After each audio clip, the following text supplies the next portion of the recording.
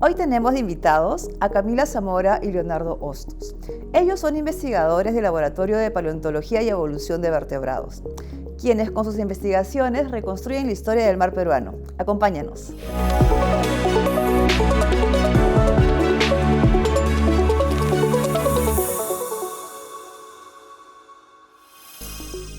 Hola Camila, hola Leonardo, muchísimas gracias por acompañarnos hoy día. Hola, doctora Carla, estamos muy felices de estar aquí. Sí, gracias por recibirnos. No, para mí es un enorme gusto poder entrevistar gente joven que hace trabajos tan interesantes, porque justamente son los que motivan a otros jóvenes a querer estudiar estas áreas tan bonitas de la ciencia. Este es el Laboratorio de Paleontología, pero algo más, ¿verdad? Sí, es el Laboratorio de Paleontología y Evolución de Vertebrados. ¿Y qué cosas se hace, qué cosas se investiga en un laboratorio de paleontología y evolución de vertebrados? Porque suena como que bastante grande, ¿no? Sí, la paleontología es un área muy grande, pero se puede simplificar en que nos centramos en el estudio de la vida en el pasado a través de material fósil. Cada persona en nuestro laboratorio se enfoca en un diferente grupo de organismos. En mi caso, por ejemplo, yo me enfoco en el estudio de la anatomía de los cocodrilos.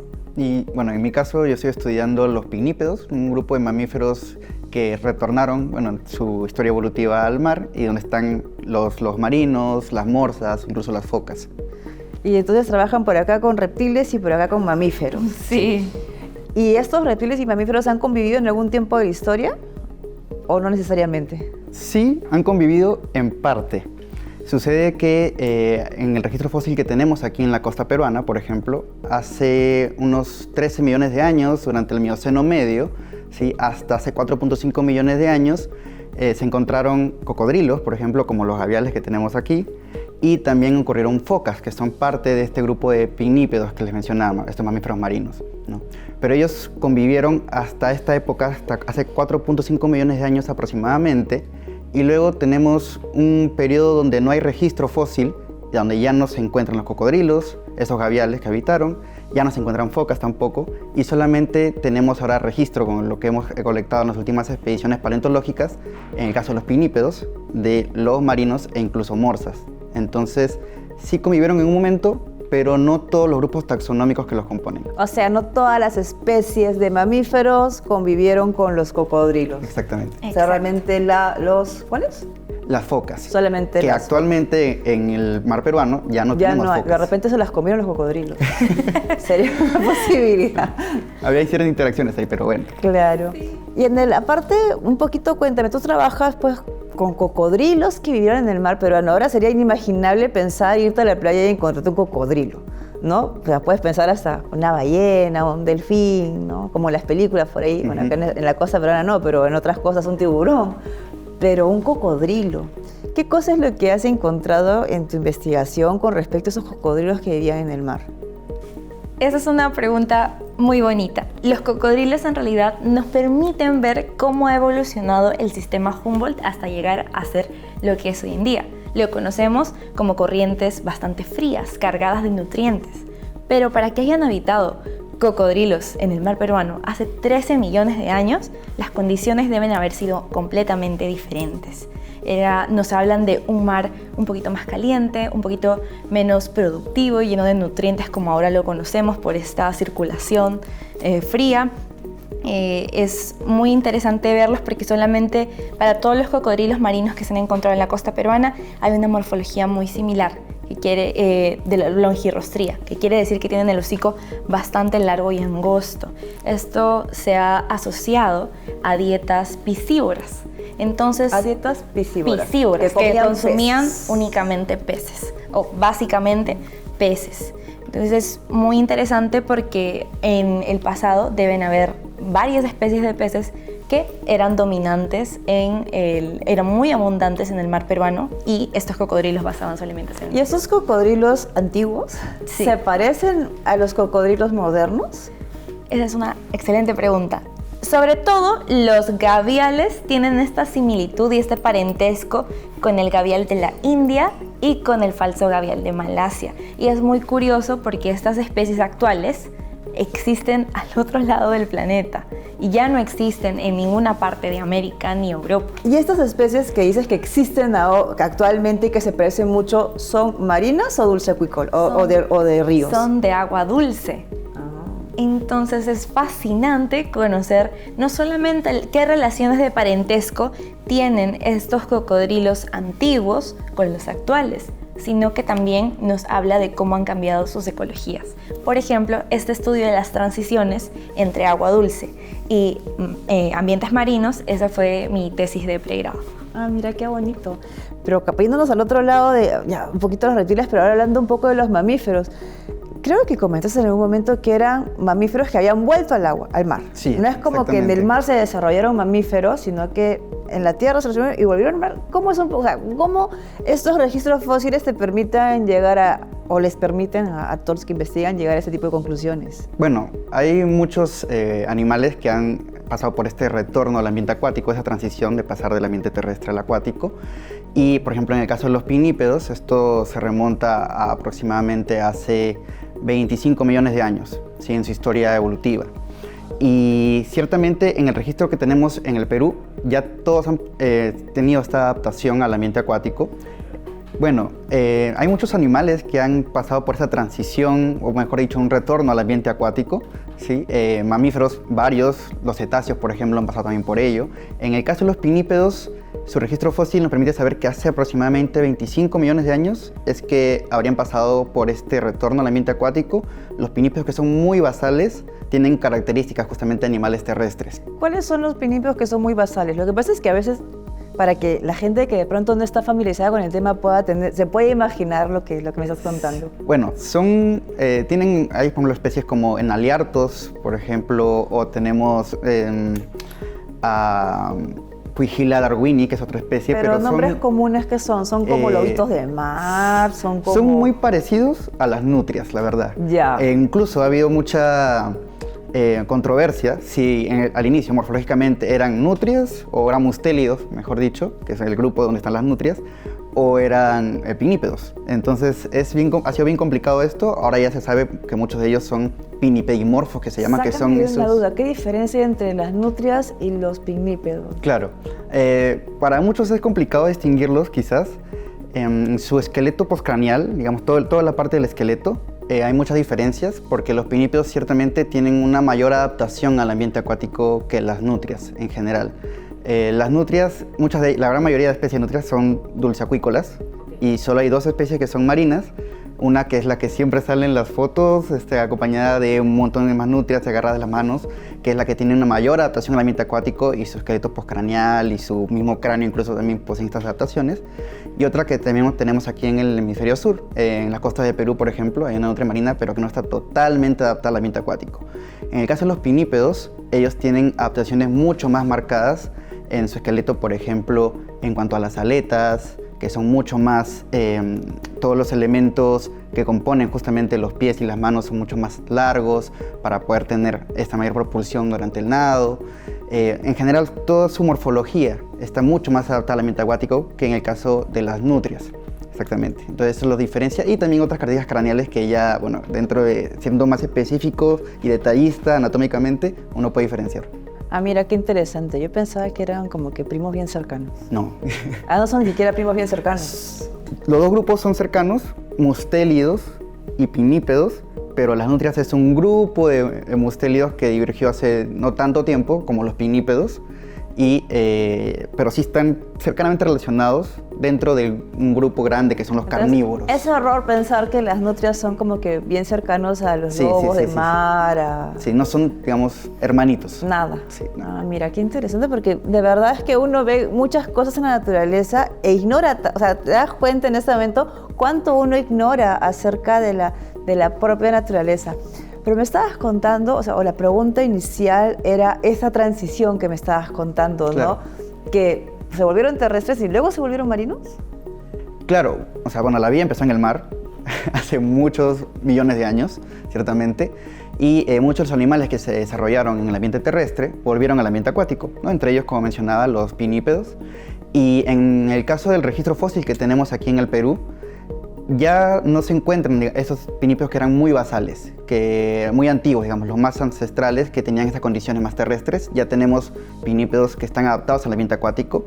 Como mencioné hace un momento, primero focas y luego tenemos registro de lobos marinos y morsas. Estos registros son muy importantes, puesto de que justamente forman parte de mi investigación de maestría, porque tenemos, por ejemplo, en el caso de las morsas, los primeros registros que nunca se han tenido de morsas en el hemisferio sur. Las morsas en la actualidad solamente están en el hemisferio norte, incluso todos los fósiles que se han encontrado de morsas, que son más de 20 especies, todas se han encontrado en el hemisferio norte.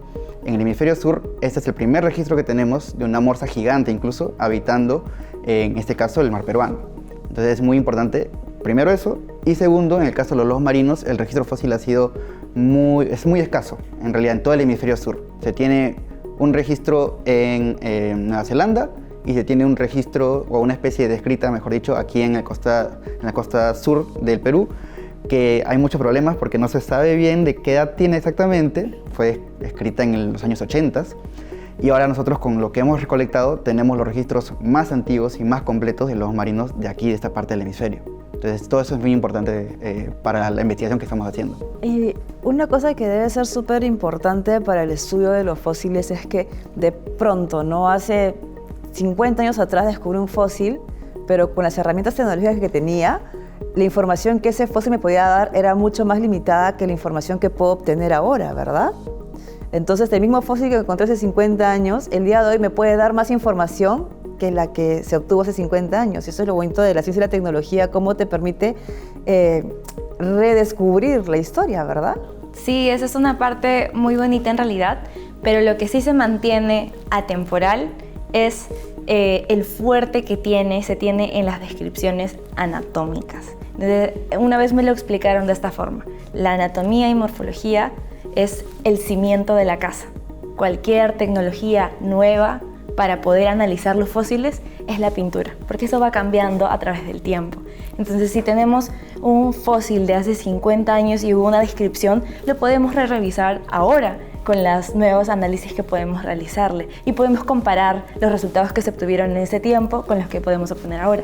Es más, como se descubren fósiles cada año, podemos incluir todos estos nuevos fósiles y hacer análisis mucho más robustos, que es de lo que se trata la ciencia, ¿no? Juntar toda la evidencia posible para hacer hipótesis. No, me parece muy interesante, me parece un trabajo muy bonito. Además, ustedes son estudiantes de la maestría y, como sabemos, parte importante de la maestría es la investigación y, por lo general, esta investigación tiene como objetivo terminar con una tesis, ¿verdad? Entonces, dentro de tu área de trabajo, en el caso de los cocodrilos, ¿cuáles son las preguntas que tú buscas responder con tu investigación? ¿A dónde quieres tú llegar con lo que estás haciendo ahora? Uh-huh. Bueno, en general, las relaciones de parentesco entre los cocodrilos son muy complejas y muy discutidas a lo largo de los últimos 30 años. Muchas personas tienen posturas diferentes. En base a mi investigación, estoy tratando de unir diferentes tipos de evidencia. Evidencia, por ejemplo, molecular de especies actuales, evidencia estratigráfica y evidencia anatómica en base a los fósiles. ¿Qué es estratigráfica?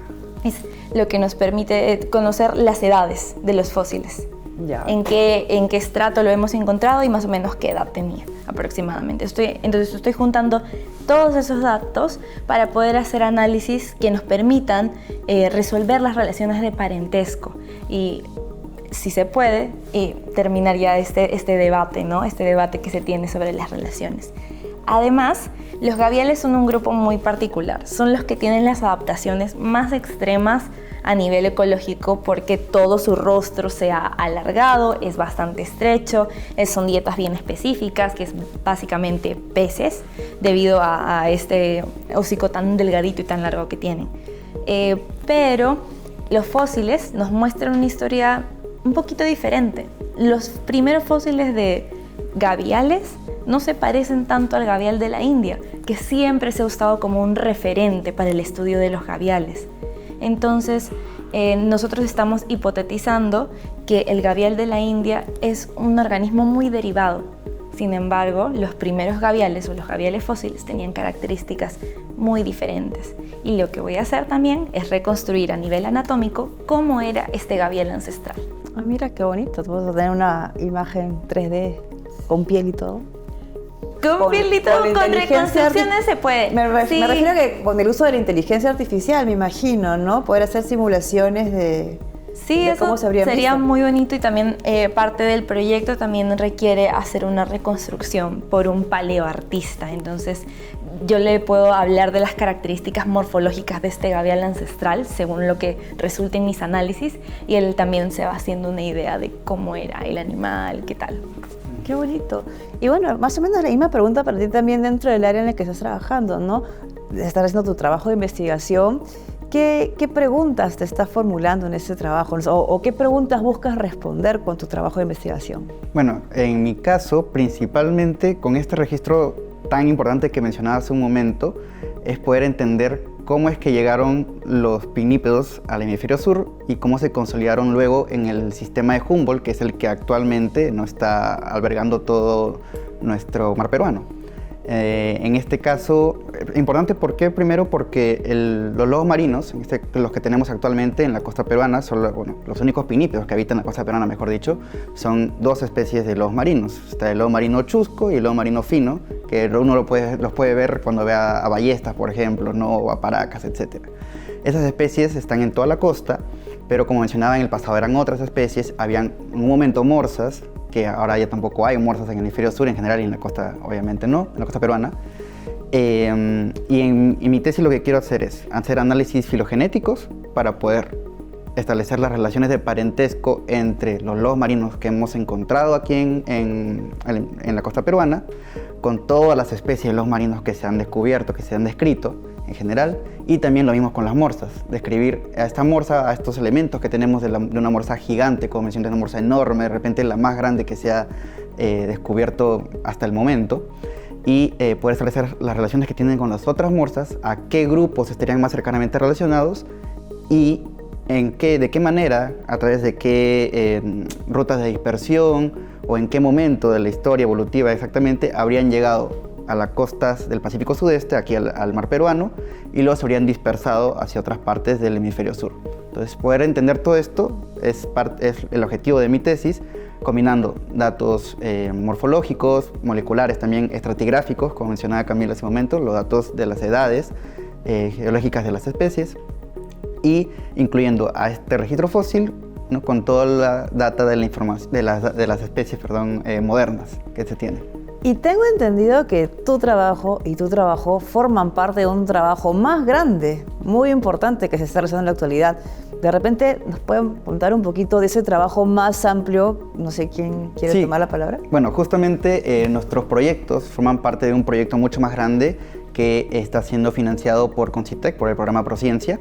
Este proyecto se llama Historias de morsas y cocodrilos, reconstruyendo la diversidad del mar peruano, ¿no? Este proyecto tiene este fin de poder entender cómo es que se consolidó el sistema de Humboldt, que justamente es alberga uno de los ecosistemas marinos de mayor productividad del mundo, quizás el más productivo del mundo, en las costas que tenemos aquí en nuestro mar.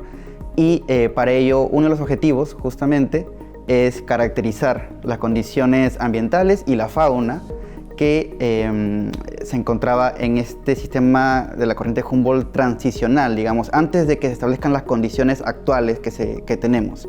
Y esto a través de el estudio geológico, taxonómico, filogenético, que es el que estamos haciendo ambos, y también biogeográfico, que forma parte, por ejemplo, de mi tesis. Entonces, esto es lo que estamos tratando de hacer en este proyecto macro, que nos está permitiendo justamente nuestra maestría y todo el trabajo que hacemos aquí en laboratorio. ¿Y cuál es la importancia de justamente, o cuál consideras tú que es la importancia o la aplicación que van a tener los resultados de todos esos trabajos que están haciendo? Ok, lo que principalmente se quiere sacar con este proyecto, aparte de conocer cómo el sistema Humboldt ha evolucionado, es cómo puede cambiar en el futuro. Por ejemplo, hace 3 millones de años aprox, durante el Mioceno, teníamos cocodrilos. Nos habla de condiciones cálidas. El pez que principalmente abundaba el mar peruano no era la anchoveta, eran las sardinas, que por ejemplo vemos en abundancia cuando hay estos eventos del Niño, condiciones más cálidas.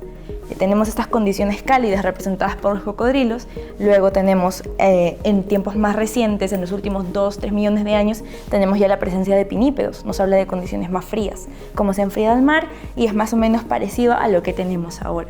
Entonces, en el futuro, en condiciones de cambio climático, probablemente las temperaturas, no solamente globales, sino también marinas, de la superficie del mar, incrementen. Eso quiere decir que la productividad del mar también puede cambiar y el número de organismos o las especies que habitan el mar también pueden variar. Entonces, estudiar el pasado nos permite conocer cómo podría desarrollarse en el futuro, sobre todo en estas condiciones de cambio climático. Mira, qué importante lo que acabas de mencionar, porque justamente ahorita estamos experimentando, fuera del tema de los fenómenos del Niño, que suelen ser esporádicos, creo que estamos viviendo realmente una situación de cambio climático, que de hecho el planeta lo ha pasado en diferentes... Tenemos la era del hielo y qué sé yo. Sin embargo, este es un calentamiento cuya velocidad viene exacerbada por la actividad humana, ¿no? Entonces, estos cambios que, por ejemplo, ustedes están evidenciando que se dieron a lo largo de no sé si millones, pero de millones de años, podría también darse en periodos más cortos de tiempo porque estamos acelerando. Y seguro también, nuevamente, ¿no? la intervención del ser humano. Antes el mar de Humboldt no tenía la actividad ni pesquera ni turística, porque son ambas, ¿verdad? Que van de la mano y que también pueden influir en las especies, ¿no? Sí. ¿Hay al respecto, hay algo más que pueden agregar?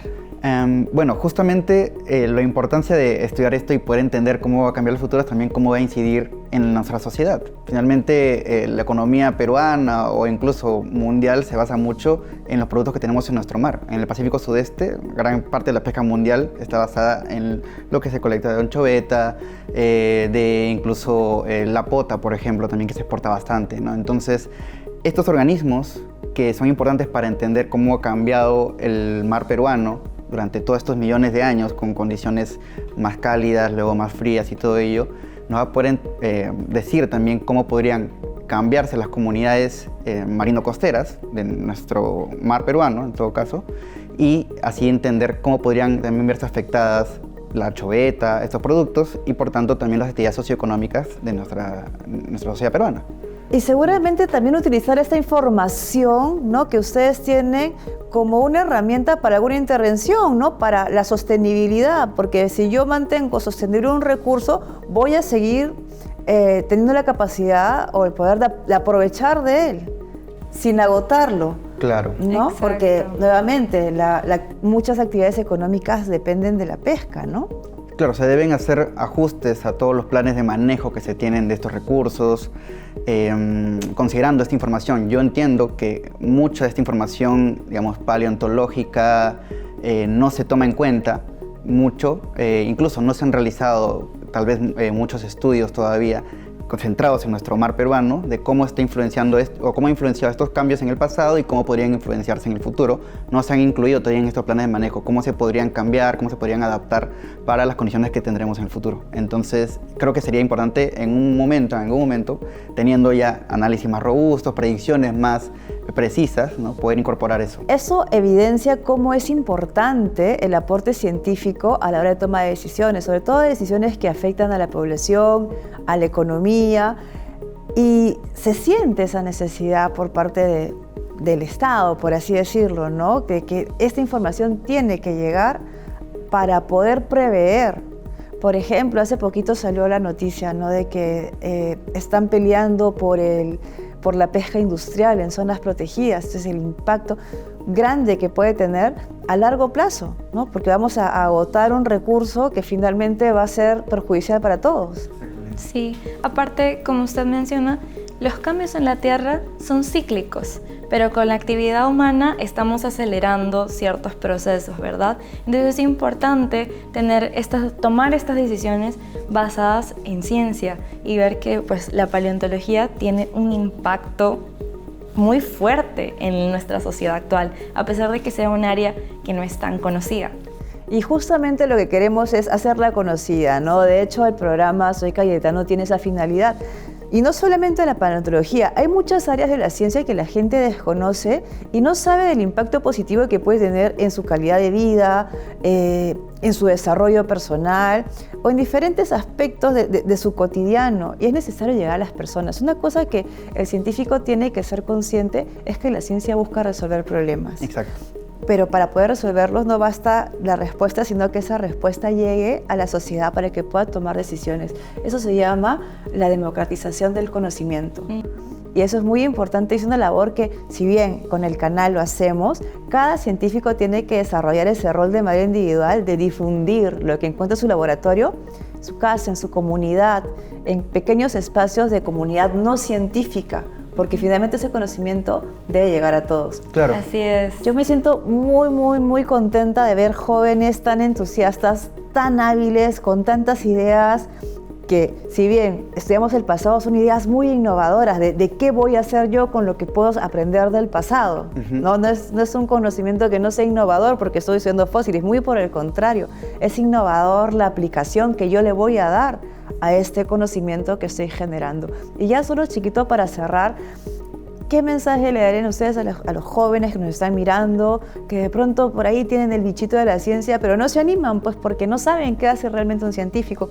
¿Cómo voy a hacer, no? Sí, muchas veces los niños desde chiquitos quieren ser paleontólogos, pero les pinchan el sueño cuando les dicen en Perú no hay fósiles, ¿qué vas a estudiar? Y bueno, esperemos que este programa llegue a muchas personas para que sepan que Perú está lleno de fósiles, tanto en costa, sierra y selva. Y como parte de acercar esta rama de la ciencia a todo el público en general, nosotros desde el museo y también desde aquí, desde Cayetano, tratamos de impartir talleres, no solamente para adolescentes que están eligiendo la carrera, sino también para niños. Hace poquito dictamos uno en la Feria del Libro y fue increíble ver cómo se emocionaban tanto porque la idea de que sí podían ser paleontólogos en su país los entusiasmaba demasiado y incluso sabían nombres de fósiles que no nos esperábamos nosotros, y los papás también muy contentos por eso. Y justamente tratando de difundir más la paleontología en esta Feria del Libro, bueno, fue protagonista el libro que ahora ha publicado el Dr. Rodolfo Salas Gismondi de paleontología peruana, ¿no? Los fósiles vertebrados del Perú, y es un libro que creo que va a ser un glosario para todos los paleontólogos, para todos los pequeños niños que están realmente interesados, para que los padres también consideren a esta carrera realmente como algo que su hijo en el cual puede desarrollarse. Lo hemos visto en la Feria del Libro, lo estamos viendo con los talleres que impartimos y todo eso, entonces creemos que sí hay un buen futuro para la paleontología peruana, hay mucho por descubrir, hay muchos fósiles, tenemos muy buena preservación de fósiles, algo que muchos en el extranjero envidian de nuestros yacimientos paleontológicos. Entonces, cuanto más chicos hayan interesados y haya más material, sobre todo, creo que va a surgir mejor la paleontología peruana. Y si alguien nos está viendo y dice, ¿de qué libro están hablando? ¿Dónde puedo conseguir este libro? ¿Dónde lo pueden conseguir? ¿Saben o no saben? Sí, lo pueden conseguir, es de la editorial Cayetano, entonces pues a partir de la editorial. Justo aquí en la universidad se está vendiendo y me parece que en la Feria del Libro Ricardo Palma que se acerca también va a estar ahí. Excelente, chicos, muchísimas gracias por su tiempo, muchísimas gracias por esa animosidad, por ese entusiasmo, por esa pasión que tienen por lo que hacen y también por ese deseo de compartir y que más gente se entere de lo que hacen en paleontología evolutiva. Muchas gracias. Y a ustedes también, muchas gracias por acompañarnos. Ya saben, síganos en redes, vamos a tener noticias. Por ahí también pondremos de dónde pueden conseguir el libro, dónde van a ver estos talleres que realizan no solamente los chicos de paleontología, sino de las diferentes actividades que realiza la universidad, no solamente para la comunidad de Diana, sino para gente que viene de afuera que tiene interés. Muchas gracias y hasta otra oportunidad.